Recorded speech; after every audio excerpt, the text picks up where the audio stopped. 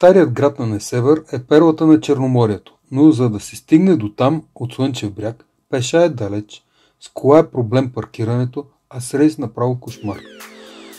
Затова нашия човек ще го направи с колело. Това определено е най-бързия начин за придвижване. Вижте колко бързо става това нещо. Нашия човек успява за нула време да стигне до старият град. Но ето идва пробвка. И за да бъде малко по-екстремно това нещо, какво ще направим? Ще се качиме на парапетът. Там, където децата ходят фанати за ръчичка. Не е толкова тясно, обаче не е толкова широко. Виж колко бавно го караш наш човек. Дай малко по-бързо. Какво е това? То все едно си не е какво въже. Леле, каква красива клетка, обаче между двете морета и караш по този парапет.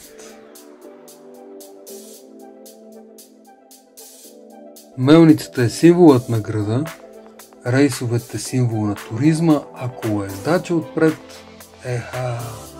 нещо различно.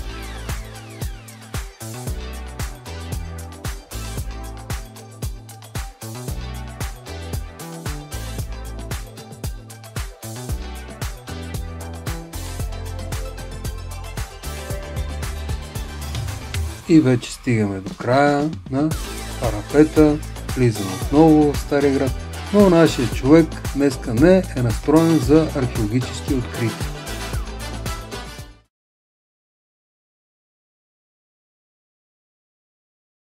Това е най-големият парк на Балканите и със сигурност парзалките са невероятни. Най-големият проблем, който изисква наистина физическа сериозна подготовка, е качването на 5-6 етажа. Но от друга страна, пък парзалките си заслужават. Пак се качваме горе. Нашия човек пуска килимчетата. Това са една от най-екстремните парзалки, просто защото главата ни е надолу и е стръмно и почти никой не ходи там, но нашия човек я пуска по специален начин. Вижте колко е бавен и капките как хвърчат. Може да я ползвате тази парзалка, докато чакате за другата, където има голяма опашка.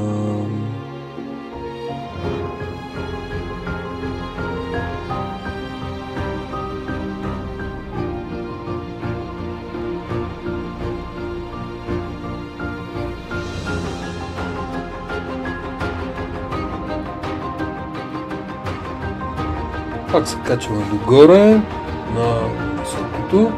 Ракетата поради бързата си скорост се пуска за няколко секунди и почти не мога да усетиш какво се случва. Нашия човек отново ще я пусне, за да видим по специалния начин, за да видим какво се случва.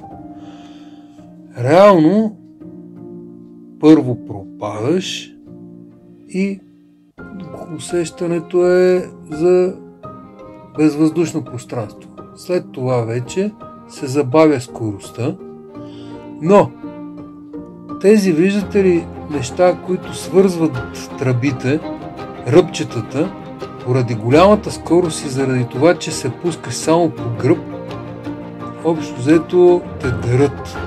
И мисля, че максимумът, който може да се пусне на тази парзалка е 2 пъти. Най-много 3 пъти. След това е все едно те е драл някакъв крокодил. Трябва да си много дебелокош в истинския смисъл на думата. Т.е. да имаш дебела коша. Но иначе емоцията е трепача.